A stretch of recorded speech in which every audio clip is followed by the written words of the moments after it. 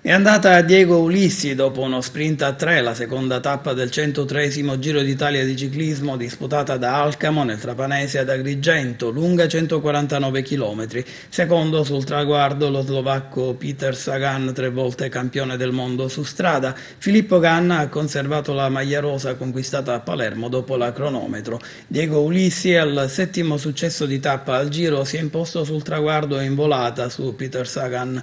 La tappa che ha visto una fuga a 6 fin dai primi chilometri con protagonisti tra gli altri Alessandro Tonelli, Ben Stauer ed Etienne Van Empel. I battistrada arrivano anche ad avere oltre 4 primi di vantaggio prima del naturale rientro del gruppo ad una decina di chilometri dall'arrivo. La bagarre si scatena sull'ultima salita verso Agrigento, a spuntarla è il corridore della Way Emirates Ulissi che batte in volata Sagan.